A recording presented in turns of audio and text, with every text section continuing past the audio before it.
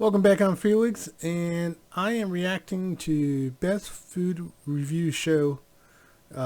This is his second channel, more Best Food Review Show with Sunny. I don't know why my brain can't get all out without me closing my eyes. This one, I can't eat meat anymore. Here's why. Of course, there's probably some catch to it, but let's get into it and see what kind of eats he has. Don't forget to like and subscribe, and I am not hungry because I've already eaten, so this should be go over pretty well for me.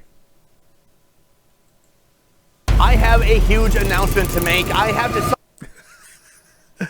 I don't know how loud it was on your guys' side, but I just went deaf. Oh my god, how did it get turned up so high?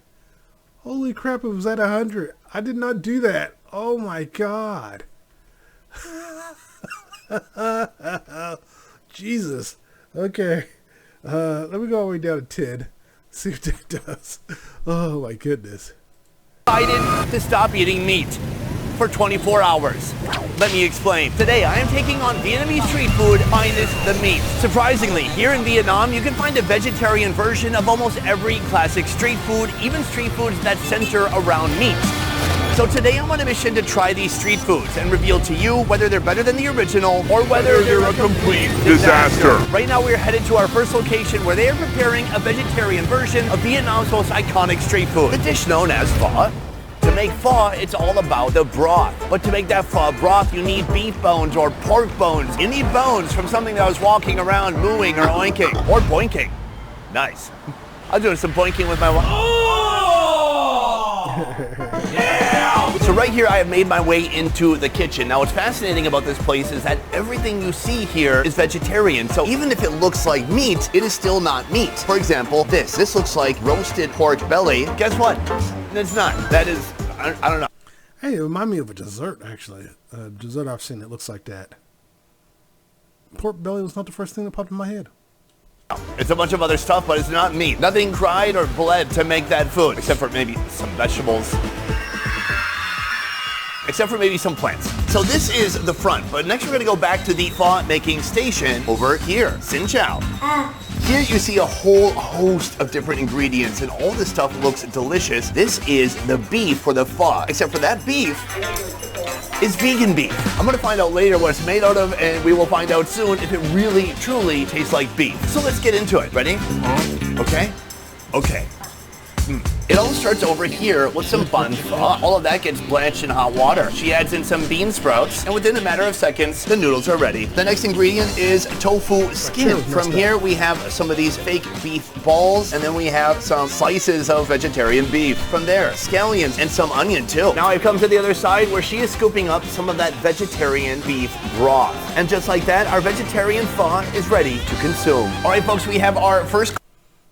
No, I've seen him try fall before. I'm not sure. Because some of these things, they look good, or they look really plain, so you kind of wonder how much flavor does it really have. So, I know there's that old saying, less is more, but sometimes less is not more. Course right here. Now let me tell you, I don't want to be too hard on the food overall today. So I think there should be two criteria. The first is the food good or not? And the second is the food better or worse than its meaty alternative? The second thing is I want to explain quickly why so much of this vegetarian food exists here in Vietnam. You see, Vietnam is mostly a Buddhist country, and for many devout Buddhists, they will abstain from eating meat on the 1st and the 15th of every month. But there are also Buddhists who are eating vegetarian every single day of the month. And since Vietnam is a country that takes so much pride in its food, it should be no surprise that they put as much care and thought into their vegetarian food as they do in everything else, including the pho. What do we start with? This is pho, so we should start with the broth. Now this broth is made using corn, carrots, and radish. How does it stack up? Well, let's try it out. Oh, that's pretty good. It's not as complex or as fatty as a typical pho broth, but it has a nice depth of flavor. Sorry, I just noticed my camera is jumping. Not sure what's going on over here. What are you doing, camera? Is it called? I'm by my window and I noticed the color went crazy. I wonder if it's because the sun is shifting, so it can't figure out what to do. Wow, that got dark. Is it really? I can't get it to balance. I don't know what happened. Oh well, I guess I'll just have to be dark on film here. Yeah, oh well. It's not that big a deal. Beyond that, they're still using the typical 5 spice that you would find in any other pho broth. Let's try some of that broth now mixed with those noodles. Soft, tender, steamy, and satisfying. The biggest difference... Those noodles, when he grabbed them, they look kind of mushy. I'm not a big fan of mushy noodles. I don't like mushy. I like a little tenderness to my noodles. I would say is the fat content. It's hard to get a lot of grease out of a carrot, you know what I mean? But then there's the meat. This is their fake beef, a beef that is made out of soybeans and wheat flour, as well as some other ingredients. Oh, that texture is pretty good. Very springy. I thought it would be softer, just not reminiscent of beef at all, but I gotta say, if you mixed it with some other flavors and ingredients, it could easily be confused for actual beef. So let's do that and see if I can fool my big smooth brain.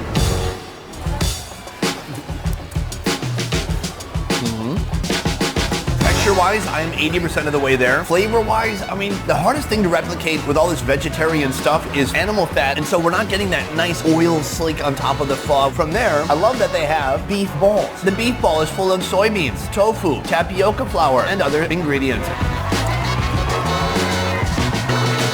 Not bad. It's got a nice bounce to it. It vaguely reminds me of a beef ball. Is it good? Yes. Is it better than beef pho? It's getting close, but no. So that is our first course. But this location actually has one more course, which is gum tom. Of course, that revolves around a pork chop. So how are they able to make a vegetarian version of a pork chop? Let's go find out. Love gum tom. Everything starts right.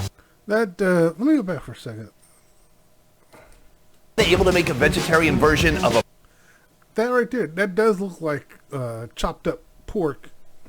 Like pork rib or something like that. So, I don't know. Maybe I have to try some of their vegetarian stuff. If I ever get a chance to go there, definitely try it and see how it tastes. Pork chop? Let's go find... Well, I guess we'll find out how it tastes in a moment. Love gum tom. Everything starts right here with the broken rice. Ooh, steamy. Broken rice heads onto the plate, and that will be the foundation for our dish. Right now, she is heading to our meat section, and the first thing she's going to put on is our egg loaf. From there, she puts on the pork chop. Very meaty. And then this is our pork skin. Now, keep in mind, there is no actual pork involved here at all. From here, the atrocious cucumber gets added in next. From there, pickled... I keep forgetting he hates cucumbers. I don't remember, I don't remember why he hates them, but he really does not like cucumbers. I can't remember if he likes pickles or not, but he definitely doesn't like cucumbers.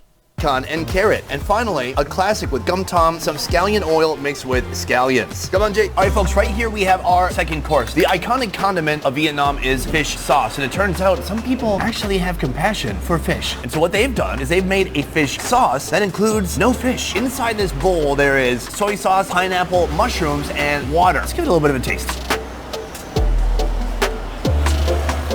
I'm impressed. It also has chilies in there. It's very spicy and a lot of sugar too. So they're leaning in extra on the sweetness and on the chilies to get you to that fish saucy type flavor. Now typically this fish sauce would go on basically everything on this plate, from the rice to the pork and everything in between. We're gonna start with our egg loaf. This is not vegan because they are using real actual eggs in here, but usually it would also have pork. Now it doesn't. I'm told it has little bits of tofu and some woodier mushroom as well. It looks almost indistinguishable from the typical egg loaf that you will find with gum tom.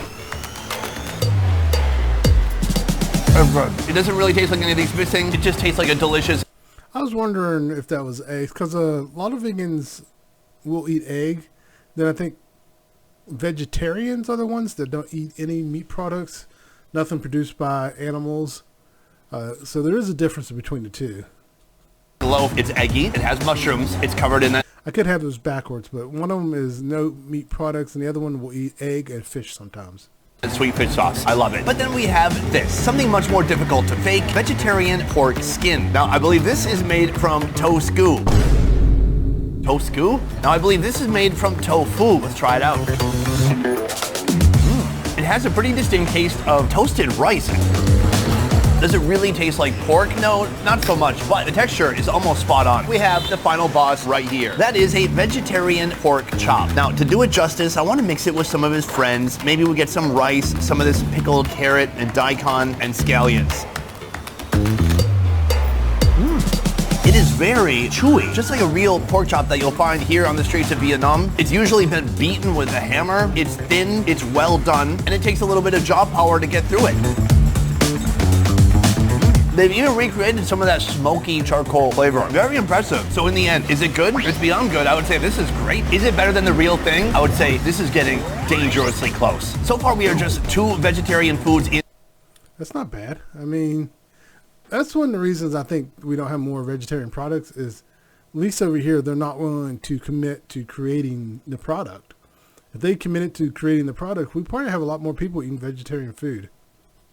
And I gotta say, it's going a lot better than I expected. But we have some mock meats from animals I never expected to see, and those are coming up soon. In the USA, we love making mock meats out of popular proteins. For example, making chicken wings out of soybeans, or making burger patties out of God knows what.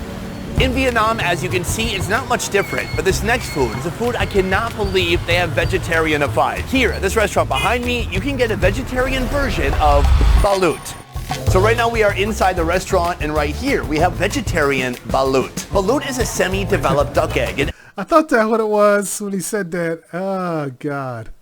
Egg just a few days from hatching that is boiled, cracked open, and eaten. So when you're eating it, you're eating these semi-developed duck body parts like feet, heads, necks, armpits, and so on. Here they have the vegetarian version.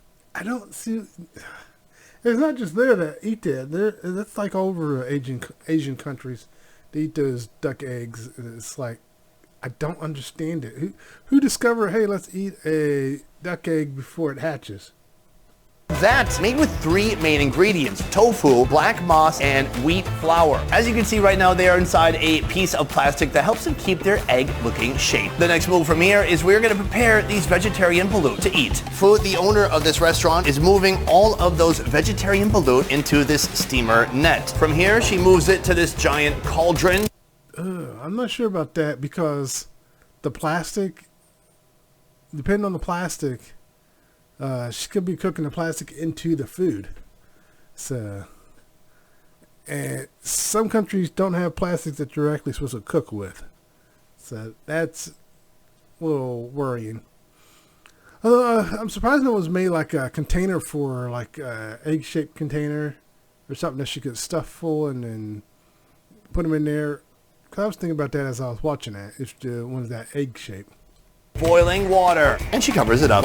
2 minutes has passed. It is time to retrieve our fake balut. She pops the lid, and then all of the balut are dumped onto our plate. So that is our balut, but on the side right here we have some coriander and a mixture of salt and pepper. All these together make a mighty fine snack. Let's go eat. All right, folks, vegetarian balut, here it is. This is incredibly creative and imaginative, and I love that about this. The woman, Fu, who we met earlier, she is quite literally a mad food scientist, because to make any kind of vegan food, well, you're not using one ingredient. You're usually using an alchemy of different strange ingredients together to try to copy what you're looking for. In this case, a semi-developed duck egg. Step 1, I'm gonna squeeze it out. Oh my gosh, it's like giving birth.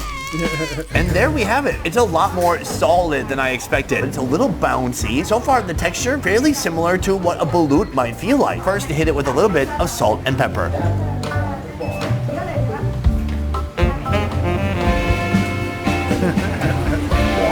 That's kind of awesome. Now, it does taste a little bit like tofu, but it is surprisingly eggy. Now, you can see right here, we have what looks like the black moss. There's a lot of bouncy and inconsistent texture on the inside, which is what you want from a balut. Now, why do you want an inconsistent texture? Well, because when you're eating balut, it's not some kind of a smooth texture throughout. You're getting all the different parts of the bird. Like, it is a chunky food, and she's managed to capture that chunkiness here. Wow, this is truly a special and rare find. Oh, that's so cool. This is what it would look like if you opened a balut. Balut is one of the hardest extreme foods for Americans to try when they first come to Asia. But here, these are your training wheels right here. Eating balut fear-free and guilt-free. So this one, is it good? Yes, it's very good. Is it better than the original? I think it might be. I'm just gonna say yes. Our next location has another one of Vietnam's most iconic street foods, the banh mi. Now, usually the banh mi would be stuffed full of eggs, cold cuts, or delicious roasted pork belly. But here, oh no, here they're putting... I'm going to have to try a banh mi. Maybe I can make my own version somehow. I mean, they're going to make a vegetarian version, so let's see what they got here. inside but meat. Can you still create a delicious banh mi experience without meat? Let's go find out. It all starts with the banh mi bread. Ooh, looking What's special about that bread? Because a lot of times they talk about the bread, and then you find out there's really nothing special about the bread.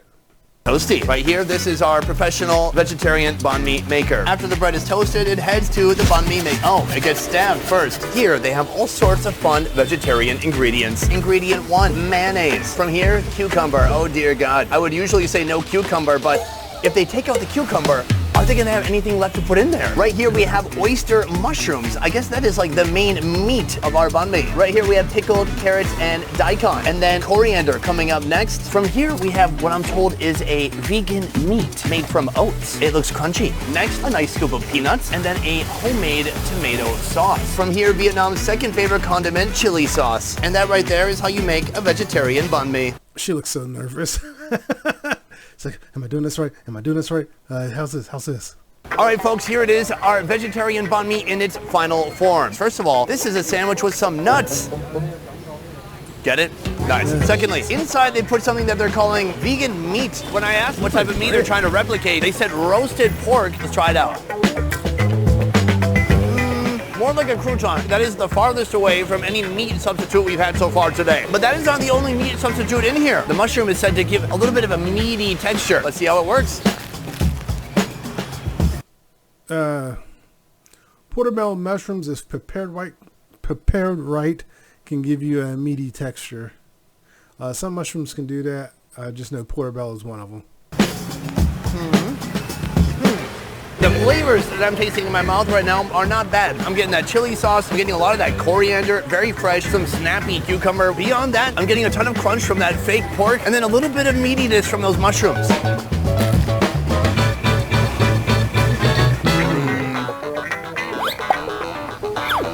The banh mi is okay.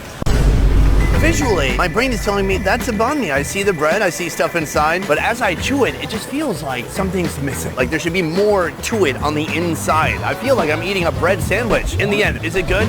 It's okay. But is this better than the original? Also no. Moving on to our next food. So far today, we've tried the vegetarian version of some of Vietnam's most iconic street foods. But coming up next, we're gonna be trying Vietnam's favorite meat, vegetarian style. If I had to pick one meat that Vietnamese folks embrace and love with all their heart, let me guess. I'm going to go with pork. Because I know there's a lot of Asian countries love them some pork. it would be away. That is roasted pork belly. Okay. But how do you make roasted pork belly without a pig? I was like, what is that? It's a pork. I was right. Find out. Let's head inside and find out.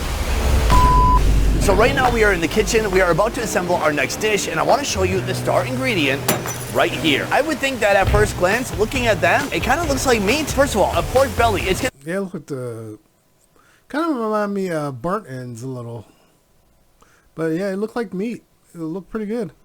They have three different layers. First of all, the skin, then the fat, and then a protein section after that. And here, they have to mimic all three in different ways. It all starts with the skin, which is made from a wheat flour, baking into a type of crispy bread. But then comes to the fat. The fat is made from coconut milk mixed with tapioca flour. After that, the protein, which is made from taro flour and wheat flour mixed together. Perhaps food coloring is part of this too, but at the end of it, you have these like perfect cubes or rectangles that do quite closely mimic actual pork belly. It's very impressive. So now that we met the star of the show, let's put this dish together. It all starts with this steamed rice blanket known as ban hoi. One by one, those blankets are ripped and then rolled into little yoga mats. From here, we are putting on the greens, then pickled carrot and daikon. What's the rice blankets for? Well, I guess I'll find out. But I thought they were going to wrap the meat in that or something. After that, we have some fake pork skin and some scallions and scallion oil. Now it is time for the star of the show, our fake pork belly. On the side, she puts a little bit of sauce and our dish is complete. Right here, we have one of the most high-level, complex, intricate attempts at making a meat substitute so far today. I'm too busy looking at the chopsticks. They look very interesting. We have skin, then we have fat, and then we have the protein. Time to find out if it actually tastes like pork.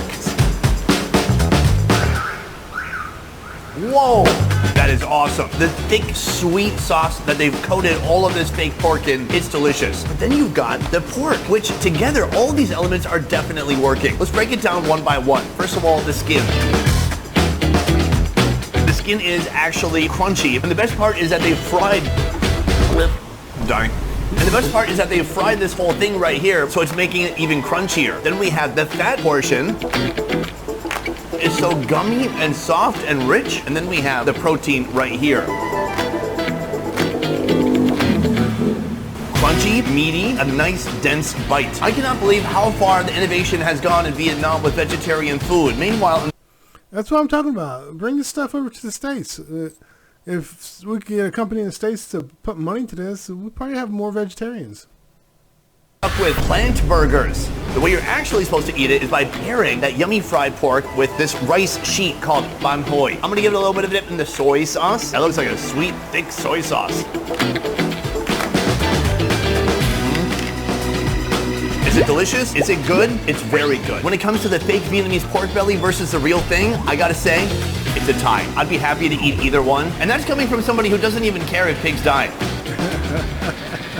Maybe we don't need that last part. So that is food number 5, but we still have 2 more foods remaining, including one that you wouldn't expect to find here in Vietnam. Let's keep moving. Our next restaurant is not a restaurant at all. In fact, this man right here has quite literally brought a recipe from the Mekong Delta here to the city of Saigon. In the back of his bike, right here, he has steaming a special vegetarian treat. Let's go take a look inside. This is Wung. This is Wung's. Look like he just dumped a bunch of salt and pepper on the bread. I'm assuming there's more to it. Is going to make a special dish. Inside, for a vegetarian, this is like a gold mine. It is a steamer full of tofu. Wong starts by picking out the perfect piece of tofu. The first step right here is to cut the tofu in half, and then he puts in a combination of salt and pepper. Right here, he has a homemade chili sauce that he smears on top. Did he say what this was mimicking? Because everything has been mimicking something else. Looking very spicy. From there, he's got a lime. Then he hits the whole thing with a dose of coriander. And that, my friend, is complete. To call this dish a sandwich would be an insult to Wong, but also an insult to sandwiches. What is it actually? It's kind of like a jazzed up piece of tofu. Hey, how you doing? Hungry? No? Okay, bye. What's famous about this place is the tofu. It is made from soy beans, but the way they steam the tofu, they steam it with soy milk. It's soy on soy crime. If you thought you were a soy boy before, now you're a double X soy boy. That's a lot of soy and a lot of boy. And I'm a man who loves to play with boys. What the? No, wait a minute. Right now, let's give it a shot. I'm gonna try to be open-minded. The main flavor, tofu. The skin is the best because it's a little bit more chewy. It's got some nice bite to it. Like the skin of a... I don't know about that. I don't think I'm that open-minded. But then when you get on the inside, it is full of flavor. You're getting a little bit of kick from those chilies, some salt, some pepper, fresh coriander. I mean, it has flavor. So what are my true feelings? Is it good? Is it bad? I think it's okay. This is not something I would go out of my way to try. Is this better than the real thing? Well, this is kind of the real thing. This is the only food today that's not really a vegetarian version of a different dish. So look, this is a nice little vegetarian appetizer for our big finale, which is coming up next. One of the most satisfying street foods you'll find in all in Vietnam, done the vegetarian way. We have arrived at our final location. Here, they're serving up a vegetarian version of one of Anthony Bourdain's favorite Vietnamese street foods. It's called bánh xèo. This is a thin pancake, and typically inside they would put shrimp and some steamed pork belly. But today, well, they're not putting that stuff. Let's find out how they make it veggie style inside. We have arrived in the bánh xèo making station. It all starts right here with my guy pouring in a batter, a combination of rice flour, turmeric, and scallion. What's more impressive than anything is right now this guy is manning 4 different bánh xèo stations. Step 2, each of these skillets receives a line of bean sprouts. Step 3, he's got to lube it up with a... Now, he said it was a batter. Is that an egg batter? It looks like eggs to me. Did I miss that? little bit of oil. Next, he adds a ton of volume to the bánh xèo with 4 different ingredients, a blend of tofu, oyster mushrooms, jicama, and pork pie without any pork. So these are the main guts, the real fillings of our bánh xèo. It's actually a lot more full than almost any other bánh xèo I've seen before. After sizzling away in the oil for a few minutes, it is finally time to give the bánh xèo a little bit of a flip. This is its final form. It looks like a gigantic Vietnamese taco, and that is where the magic begins. The magic finishes at the table. Let's move. All right, folks, here we have our vegetarian bánh xèo, but let's talk about what goes with it. You also get a garden, greens, lettuce, herbs. Beside that, we have fish sauce with no fish, and here we have rice paper with no rice. Wait, hold on a second. No, there's rice. Definitely rice. So let's get into this. I want to pop the top and show you what's inside. Oh, there is no shortage of ingredients here. A little bit of everything, including a piece of carrot, but a lot of jicama, what they're calling pork pie, and tofu and oyster mushrooms as well. Thank you. Let's get into it. I want to break off a corner and I want to fold it like this. And then sometimes I might just give that a little bit of a dip and let it drip dry and toss it back. It's very good. What I love about eating it that way is you get the pure crunch of the banseo pancake. And to me, that's my favorite part. But it's also excellent to mix it with all these other ingredients. Right here, we have the rice paper. From here, I want to put on a little bit of lettuce. And I really want to rub the lettuce on there to get some of that lettucey moisture onto the rice paper. From here, I want to break the banseo a little bit. Next, I want to take all that and put that into here. Yes, this is going to be our roll. So now I slowly and carefully take all this and roll it up. Here, the last step is to give it a bit of a dip inside of this faux fish sauce and toss back. That rice paper looked like you just wrapped it up in plastic. Goodness, let's go. That's nice. Oh yeah, I forgot herbs. First of all, I love the rice paper, how it binds everything together. I love that over here you get a little bit of freshness. Over here, you're getting a lot of crunch. And with everything they put inside, you're getting a lot of body. The fish sauce is similar to the fish sauce we tried earlier. It is absolutely delicious and is what ties everything together. Well, how is it? So, is this good? Yes, it's fantastic. I love it. But is this better than the meat alternative? I cannot say it's better, but it's certainly not worse. I think we have another tie on our hands. I would not be disappointed to get this at a restaurant, but if I also happen to get some meat in there too, that would only sweeten the deal. Oh, I guess that puts you slightly behind meat, huh? This morning when I started this very important journalistic endeavor, I didn't know which way things would go. Yeah, it was like he's just doing a recap now. But yeah, that was interesting. I wish they would bring more vegetarian options here to the United States. Because right now, like you said, we just have plant burgers. I know they had tofu hot dogs at one point, but they weren't that good. And yeah, if they would just invest in it like they do over there, you could probably corner the market if you could figure it out. Yeah, I mean, if the plant-based food tastes just as good as the original meat version, I would eat it, but it doesn't. So that's why I don't eat it. But, oh well.